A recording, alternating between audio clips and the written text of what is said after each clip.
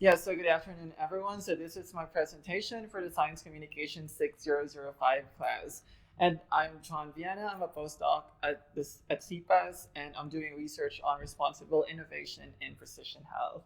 So my talk is entitled Centering Diversity in Health Research, Why It Matters. So first, we need to untangle different concepts in that question or in that title. So first is diversity, and second is health research, and of course, third is that why does diversity in health research actually matter? So yeah, so first is defining diversity. So there are multiple conceptions of diversity, or as we could say, there are diversities of diversity. Some of these diversities are intrinsic to who you are, and some of them are based on how do you grow up or where do you live. So for instance, you can diversity can be in the form of your age. You can be young, you can be old, you can be a toddler, you can be a senior citizen, or your gender or sexual orientation, your race or ethnicity, and of course outside of that, you can be classified based on your work experience, based on where you live or where you have lived or where you're currently living, based on your income, based on your marital or parental status, etc. And all of these actually have important implications on multiple aspects of your life, and particularly on your health and well-being. So for this presentation, because there are too many, and in the interest of time, I will just focus on the concept of racial, ethnic, or ancestral diversity.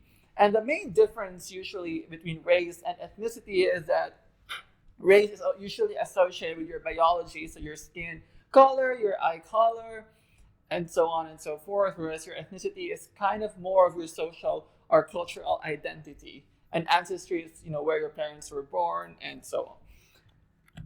So yeah, and there are different conceptions, and of course there are a lot of debate on how these are conceptualized. But different census organizations, for instance, in the U.S., identify that there are five major types of race. So you could be like white. If you're from Europe, Middle East, or North Africa, you can be Black or African American. You can be American Indian or Alaska Native. You can be, of course, Asian, and these Asians are lumped together, regardless of which part of Asia are you from, except if you're from the Middle East. And of course, you can be like Native Hawaiian or Pacific Islander. And so in Australia, it's actually a little bit different. So in Australia, the classification of people, so it's actually not really called race in Australia, it's more about ancestry. And the ABS, or the Australian Bureau of Statistics, actually has 9 different types of ancestries, or of your cultural or ethnic membership. So first you could be Oceanian, so that includes like Pacific Islanders, and Europeans actually divided into different levels. So you can be like Northwest European, you can be Southern and Eastern European, or yeah, and also like people from North Africa and Middle East are actually put into a separate group.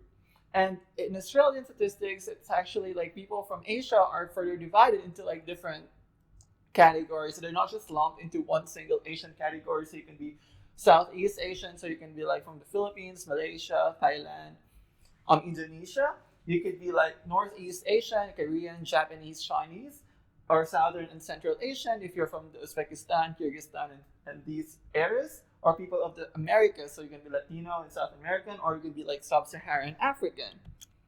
And yeah, in terms of like the ethnic diversity or the racial diversity in different countries, there's also like a big range. So for instance, in the US, most people are white, followed by Latinos, and then by Black people, and there's a small percentage of Asian and Native, or as we call it in Australia, Aboriginal people or Native Americans. And in Australia, of course, the demographic is slightly different. So in Australia, it's predominantly white, and the major or the biggest minority group is actually comprised of Asians as opposed to Latinos. And most of these Asians are from China or India, and there's a growing population as well of people from Southeast Asia. And of course, we should not forget that Australia also has its own Aboriginal populations who are the traditional owners of the land that we should acknowledge. And there is also an increasing population of Aboriginal people living in Australia. And as you can see, the migration pattern in Australia is changing throughout the years. So initially, people from Europe have migrated into Australia, and there was this White Australia policy which actually prevented people of color from migrating into. But eventually, when this was dismantled, now there is an increase in the number of people who from Asian countries, particularly, who are living in Australia. So Australia is becoming more and more diverse, and the populations of Asians are actually increasing in Australia. And as well, it's not just in Australia, it's happening all throughout the world. And we have people feeling in different countries that their country is actually more and more becoming diverse in terms of like ethnicity of people who actually live in, religion, race, etc. So as you can see, it's all, even in Europe, who have traditionally been more homogenous, is actually increasing in its diversity, and as well as we expect this in New World countries like Canada, the US, Australia. And overall, from the 27 countries that were actually being surveyed in this research, then definitely there is an increase in a perception of ethnicity. So people feel that their country is actually becoming more and more diverse. And of course, it is happening in the whole world. We have, as a planet, we are diverse. And this just represents, how many people are from different countries. And as you can see, there are a lot of Chinese and Indians in the world. So there are a lot of Asians in this world, followed by Africa's growing population, and the Caucasians and Latinos as well. And of course, a small percentage of people who are Native Americans, Aboriginal Australians, First Nations in Canada. So as you can see, there is an increasing diversity in this whole world. So we shall take a step back in actually explaining diversity and now focus on the second part of the presentation, which is health research. So hopefully you will learn, so from the first part, you've learned about the diversity in today's world, and then in this brief overview you'll learn about like different forms of health research. So when we say health research, what really is it actually?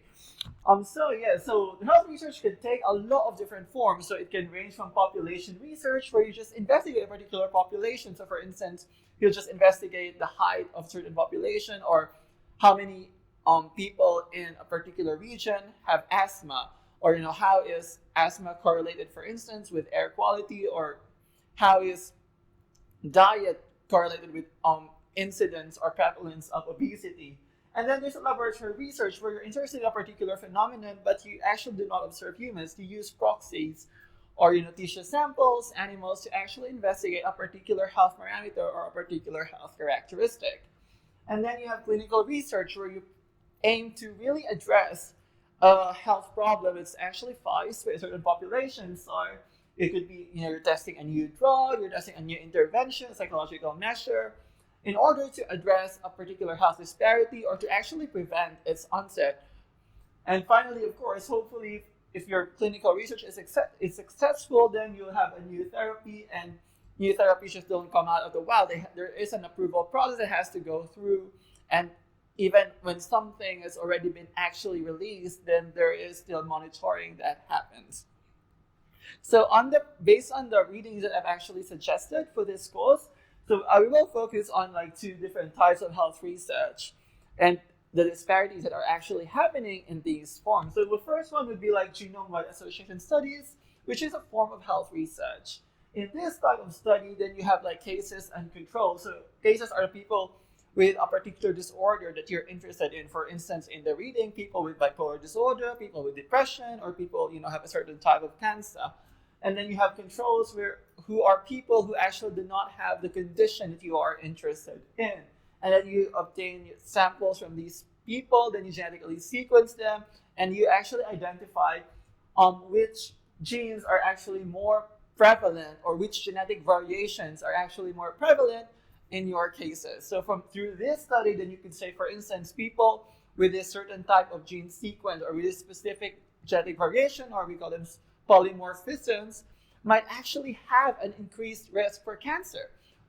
And through these studies, then we could predict maybe some diseases have, some genes have more influence with a particular trait, whereas others only have little influence. But when taken together, in a term called a polygenic risk score, then you have you can actually predict what someone's risk for a particular disorder is even before the onset of certain symptoms. And this is part of the current trend towards personalized and precision medicine. And the other type, of course, is interventional studies. So as opposed to GWAS or genome-wide studies, where you just basically determine the prevalence, or how genes are likely to influence a particular trait. Here, you're actually giving people a certain form of intervention. So basically, instead of dividing populations based on their baseline characteristics, you actually divide them based on the treatment that they receive. So usually you enroll people who have a particular disorder, and then you give half of them a certain treatment. It could be a drug, it could be an intervention, and then you observe over time, and then you observe how many people have actually recovered, or how, in terms of vaccines, for instance, how many people get a particular disease. And in clinical trial, and then interventional studies can be in the context of a clinical trial, and clinical research usually happens. So this is just a brief sequence, and basically, usually you do laboratory research in animals or in samples, and then there's phase 1, phase 2, phase 3. Phase 1, where you just have few participants and you test the safety of a particular intervention. The second one is a phase 2, where you have more participants, like 100, where you actually test its efficacy, and then you have phase 3, which of course involves more people, and eventually you get approval from the FDA or from the TGA in Australia, and you follow up people for long-term side effects that might actually not be detected in the earlier phases of your clinical trials. So you can see it. So now you have a good, hopefully good introduction on the concept of diversity, but also what really is health research. And so we bring the two questions together and actually ask ourselves, why does diversity matter in health research? So as you can see, there's one of the required readings. This is why diversity actually matters, because it allows us to identify particular risks, or it allows us to better understand a particular disease and how this disease might actually be more prevalent in a particular population, but also more importantly, how certain treatments might actually work or not work, or might actually unfortunately have adverse side effects for people with a particular genotype, or people from a particular race, which sort of is a proxy for particular genetic characteristics. So I'll just point to an example. So for instance, for heart failure in the second row. So apparently, a fixed dose of a particular drug of hydralazine and isorbidinitrate suggested that Black patients actually have a reduction in mortality, which means that the drug could be actually more effective if you are Black, but if you're white, it might not have much effect. And unfairness for kidney disease, if you have a gene variant of APOL1, then you can have a higher chance of having kidney disease, and which is usually absent in European or Asian ancestry. So having more diverse studies actually allow us to identify how certain populations might react adversely to a drug, or might not benefit, or actually might be advantaged. And of course, it also advances our understanding of the disease, which could open up insights for treatment. So if we have underpowered studies, then these things would actually not be captured. And as I mentioned earlier, hopefully you remember some of the introduction on what genome-wide GWAS or genome-wide association studies are. So in this systematic review by Cirugo et al., they realized that a lot of the studies just recruited European populations. And then there's an underrepresentation of Hispanic, Latin American, African populations. And there's not, compared to how many Asians are there in the world, of course, this is not representative of the actual population of the world, or in the US, for instance. And when you actually look at the number of individuals, so these are the studies on your left, and when you actually aggregate the number of individuals recruited, or individuals from which the samples were taken for genetic sequencing, then you can see that there is still a large disparity relative to the population, because most are actually from Caucasians or Europeans, and only few East Asian. It's even worse a lot for African populations or for Aboriginal populations. So this actually represents a big gap in our knowledge on the genetic structures and their associated effects on someone's phenotype or on someone's health in other populations, as you can see in this graph. So predominantly, or majority of our knowledge is just on European populations. And of course, as you can see, this could present big risks or big gaps. What if you give someone a drug, and apparently this drug would have adverse or even could cause death for certain populations? So in the absence of actual tests, then we might not uncover these effects. And it's not just for genome-wide studies. As you can see, even in clinical trials, so the number of approved drugs for cancer have increased over the years. has increased. But unfortunately, most of these drugs are actually as well tested on white participants, and major also a big proportion of Asians. But it was like 630 Hispanic people only tested for the effects of anti-cancer drugs, and 13 Americans. So if we do not involve these populations in clinical trials, then we might not really uncover or know whether they are actually effective or whether they are safe.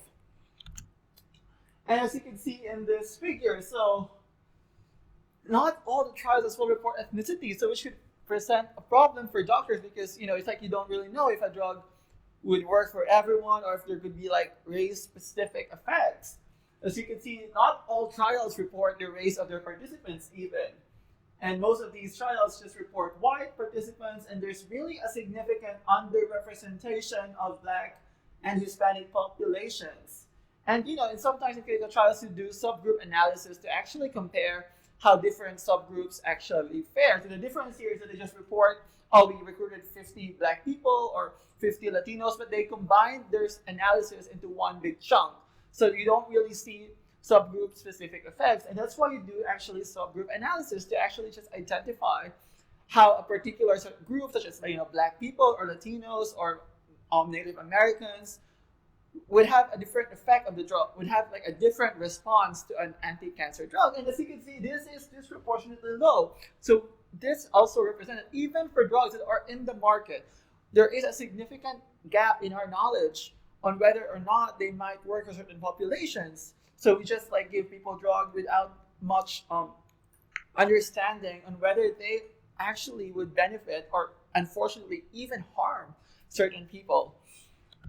So as you can see as well in this figure, and this one really reflects as well what we've seen in the genome-wide studies, there is significant underrepresentation of minority groups in clinical trials for different drugs, but this as well does not represent the prevalence of cancer in these populations. As you can see, of course, since there are a lot of white people in the US, so of course it would reflect on the percentage of how many people, incidence is like how many people have cancer, mortality, how many people have died from cancer, and of course enrollment is how many people are enrolled in specific clinical trials for cancer.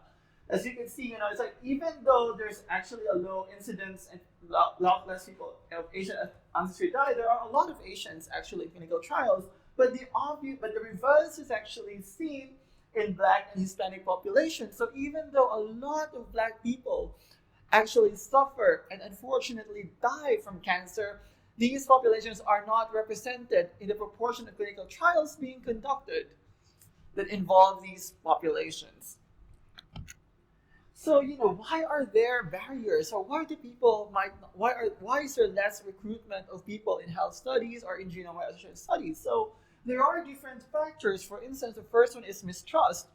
If you are aware of the atrocities committed by Americans, for instance, and they're Black people in the early days, like enrolling them in studies and just observing how syphilis actually progresses without giving them a cure, even if it's already available.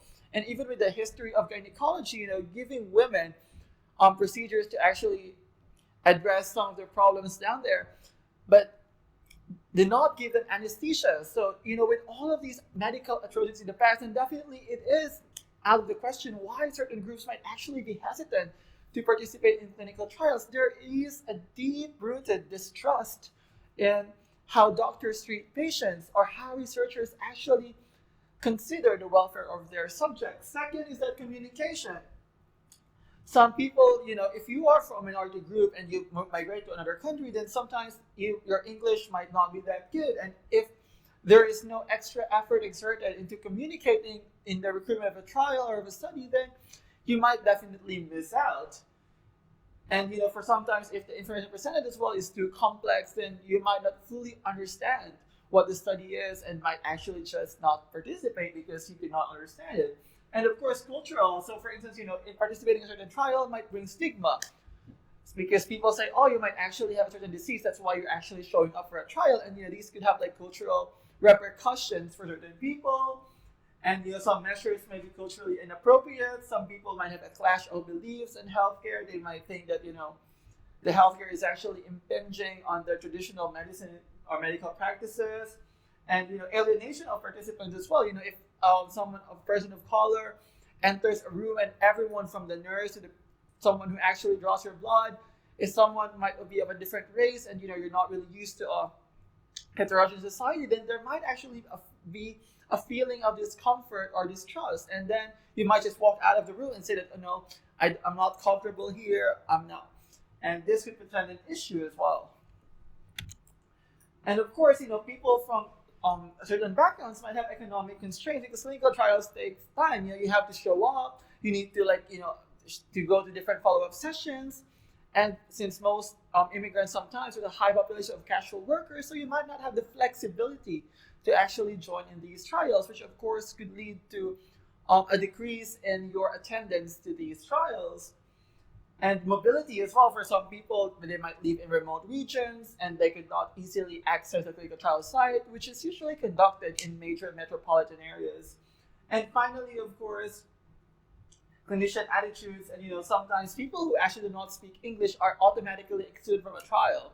And so if we do not have trials that actually accommodate the linguistic diversity of a certain population, then definitely we are potentially excluding people who might provide insights on the importance of, who might provide valuable insights. And this is kind of the same from the other paper of your optional readings, that it is for genome studies. And I think it's very important to highlight that there is lack of diversity within the scientific community. If most researchers are actually white, and if you are a person of color, and there is a deep history of distrust, of abuse, of oppression in the medical research system, then definitely you will have a great amount of distrust. And the solution to this is definitely not just through recruiting more diverse people, but also through pushing for structures that would allow more people from minority backgrounds to take positions of power, or not really the positions of power, but more positions that are doing research. And of course, there's limited engagement, and since most of us are predominantly European, then people might just actually want to continue with that trend, and because of the ease of accessing it, but without efforts from the whole system to actually acknowledge studies that might have smaller sample sizes, then definitely we could not change the trend. It is important, as I said, that we just do not have a change from the researchers, but we also need a system-wide change. Like reviewers of journals, editors, or even funding bodies should actually acknowledge that there is this deficit and should provide funding for research in underrepresented samples. And finally, my last point is that it's these disparities just not occur in health research. They're also prevalent even in healthcare. So it's important to emphasize that addressing problems is not just finding a cure or finding a drug. We also need to address the social determinants of health. And as you can see, even in Australia, Aboriginal Australians have a higher chance of actually having hearing problems. They have a higher chance of smoking. They're more likely to die young, and they're more likely to actually have a disability. So it's still important to really address a lot of the social determinants of health instead of just putting all our money or funding into developing new drugs or into sequencing their genomes. So it's important that we address disparities in education, in employment, in income, in alcohol use, and of course, very importantly, as well as providing access to health services. And even in this current COVID-19 situation, as you can see, people from minority backgrounds are actually are disproportionately affected. For instance, in the UK, a lot of the patients in intensive care units are actually people of color or people from minority groups, or either Black, Asian, or minority ethnic background. And it's the same even for health workers, because maybe it's not just about them being more vulnerable to the disease, but also them working longer hours because they need to feed their families, or them not having paid leave, or them actually being more with casual work. And if they do not show up for work and be exposed to multiple strains of COVID, then they would not have something to put onto their table for dinner, or might not have money to pay for a roof under their heads. And even for Aboriginal Australians here in Australia as well, a lot of the people who actually are affected by COVID, so in the usual population, people, if you are 48 years old, then you're more likely to have COVID, but it is much younger for Indigenous Australians, which means that maybe there are a lot of health disparities that actually predispose them to acquire COVID at a young and get COVID and be affected and suffer from it at a much younger age. So to finish this presentation, I'll just remind me of a quote from Lilo and Stitch, which is a Disney movie, which says, "Ohana means family. Family means nobody gets left behind or forgotten." So I feel that we're living in a one world in one way or another, whether we like it or not. We're one big family, and in order for us to actually really have a just and equitable world where everyone has a decent standard of life and enjoys good health, then we really need to look after each other and acknowledge that we are one family. And in our health research and in the provision of healthcare, no one should actually get left behind. This ends my presentation. Thanks, everyone. Thank you for listening. Fantastic stuff, John. I think that's got to be the first presentation I've seen that has ended with a Lilo and Stitch quote. I don't remember Lilo and Stitch anymore, but I'll see if I can dredge up some more as we go through this conversation. Was it a big movie for you? Oh no, I just remembered this quote, and I was like, oh, this is actually relevant to my talk, and I feel like, yeah, in a way, we should not leave anyone behind. Well, look, I mean, I can understand why that quote would stick out, and I can understand why you'd bring that into something here.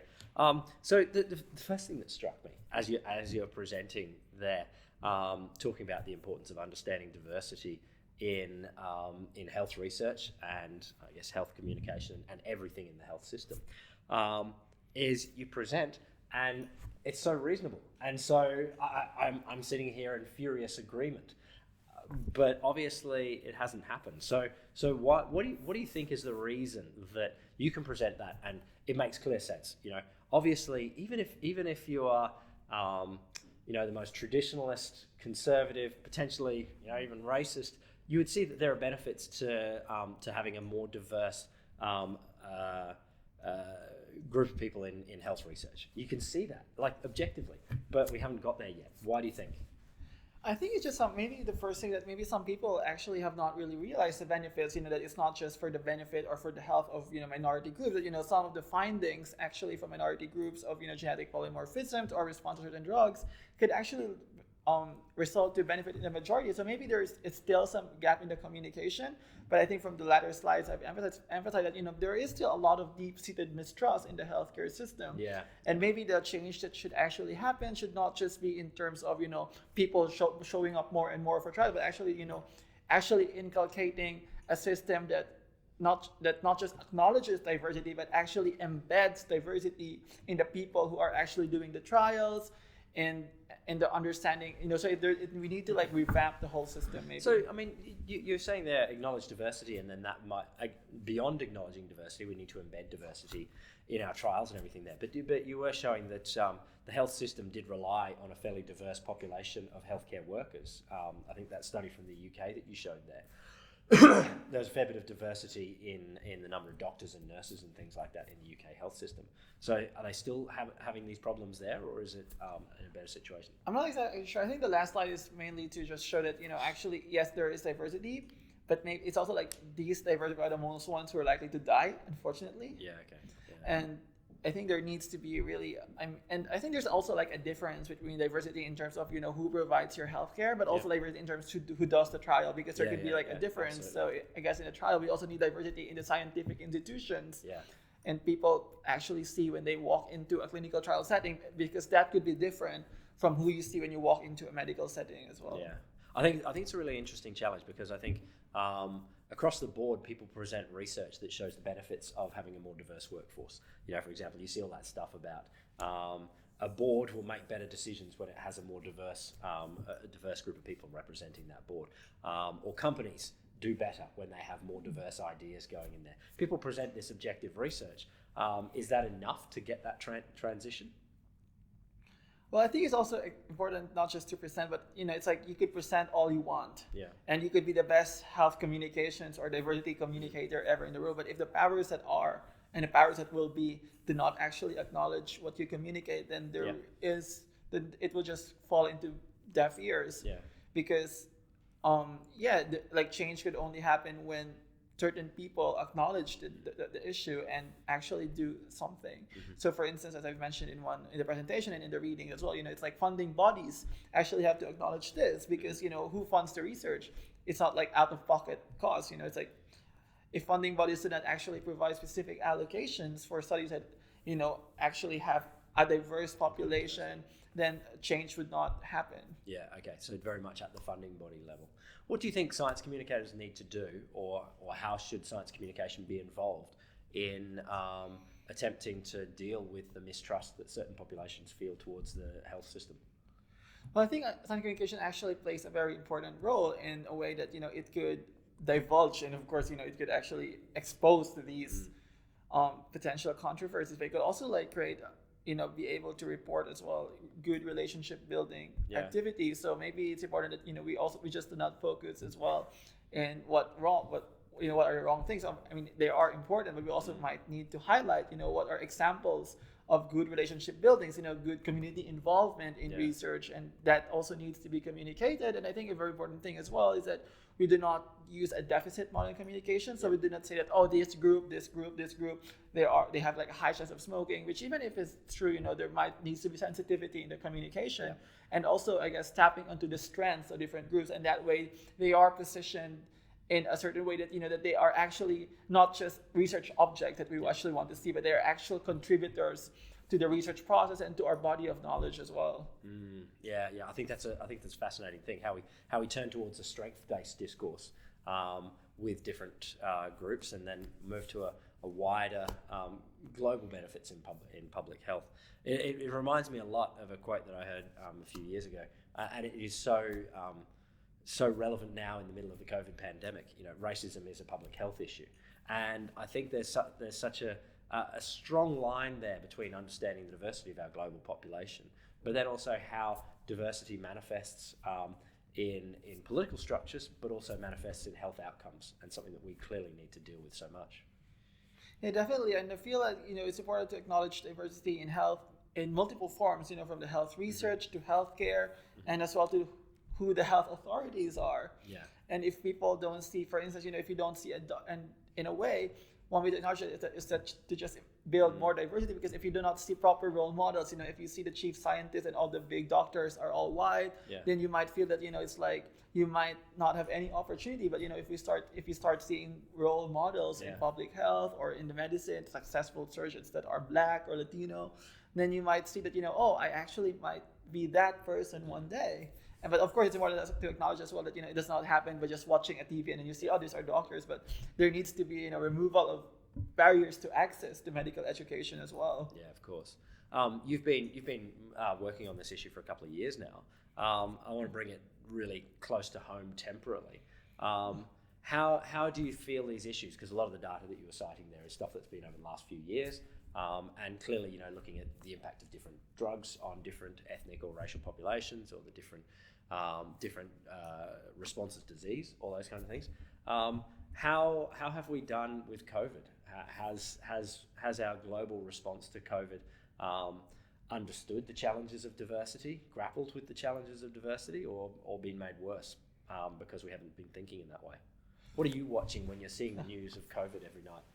Well, I think there definitely is some understanding of how diversity manifests, because you could see like in good examples or bad examples. For instance, like in Singapore, we could see that if you do not acknowledge like minority groups, I mean, it's not racial diversity, but like socioeconomic diversity. If you do not acknowledge that certain groups still have to go out to work, then these groups actually get infected, and they're actually the ones who are causing. Not the ones, but these incidents. Which is a tough one to deal with, because we can say, let's have a more diverse research population, and we can say, okay, let's get more people of different ethnic groups, different racial groups, different disability levels, and things like that. It's kind of very hard to have someone who is a researcher remaining understanding what it's like to be a working class person who has a casual job and is very dependent on that casual job. Yeah, definitely. And I think it's important that we actually provide, mitigating measures. So for instance, if someone is like, maybe we need to actually pay people, because, it's like they're actually taking a leave, and not really a leave, actually. If you're working a casual job, then you actually don't have work leave. Yeah. And if you actually go to like a research study, then you're losing time. You're not getting paid, as opposed to, if you're in a full-time job, and then you could just take, like a sick leave or an annual leave to participate in research. So it's important to acknowledge this diversity. But I think one of the things I also want to emphasize or underscore is that there is a line. I guess it's a very difficult like tug of war between protecting people and between actually engaging them, because you don't want people to develop more distrust in the health system. So hang on, just to clarify there, you're saying there is a protecting people and engaging people. There is some sort of a tension there. Yeah, I think it's something that researchers have to really properly balance, because for instance, if you're like a white researcher and then you really want to, you have good intentions. Whoever, if you include minority populations without the proper structures in place, without having community leaders in the recruitment, then you might, then something bad happens, and it could create more distrust. Okay, of course. Or it could be seen as it's like you're just exploiting them for your own gains. Yeah. But even if you have good intentions, so there really is, and I think it's something that we have to still think through the years, how to best engage. Particularly we're in a world where research outcomes we want them to be rapid, and we're in a very rapid world of research outcomes here where I don't doubt there are many researchers around the world who may have their heart in the right place but are making decisions quite quickly. If we think about all of the different ways that we should frame and build a study, there's a lot of things to take into account, and the best practice study may take quite a few months or years to build. But in COVID, we want to get things done as quickly as we can.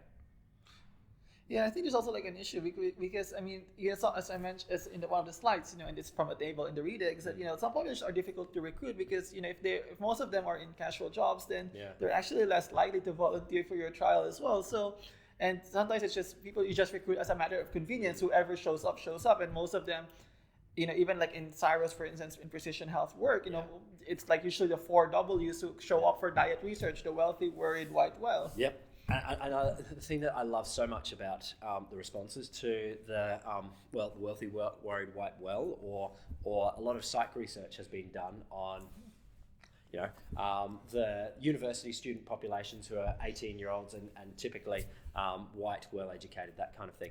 And some key findings historically have been shown to not apply in other populations. There's this great one about the marshmallow test where delayed gratification leads to better outcomes in life.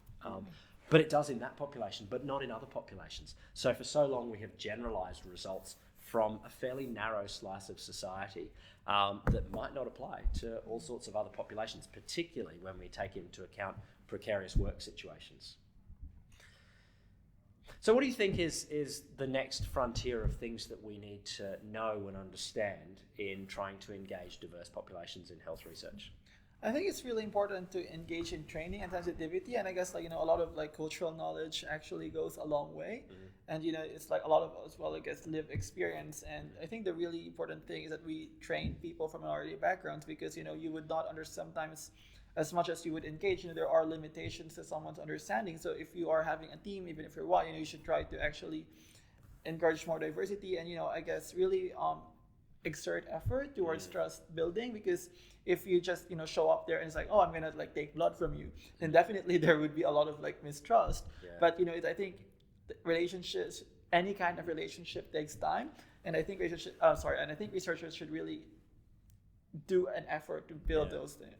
Is it a challenge as well to build diversity across intersectional diversity? In the sense, the one thing I'm wondering about is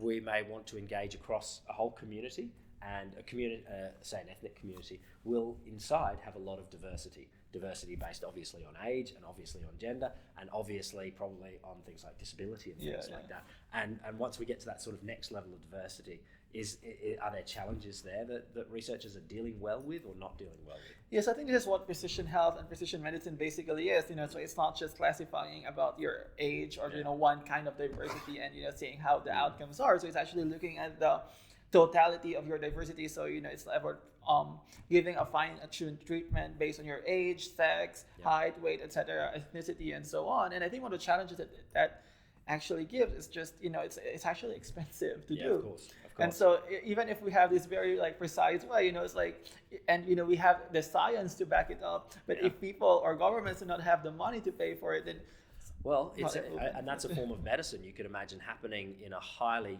capitalistic medical system like in the US, where the very rich can afford incredibly precise medical diagnoses that's down to their genome, them, but is not necessarily the way to get best outcomes for a whole population.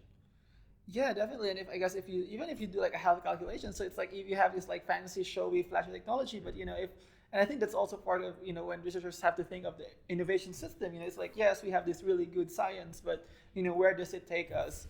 Yeah. And also for funding bodies, I guess it's like we might need to rethink our health priorities. It's like that's why I really put the last two slides, because even if we have this fancy precision medicine thing, if we do not access the root causes of ill health, then we're still be grappling with the same inequalities for years and years. I guess that's getting to the magic wand question I wanted to finish on. Do you want a world with precision health, or do you want a world where everyone has pretty good public health outcomes? Where should we be investing our resources? What would you do if you had the magic wand for thinking of a health system?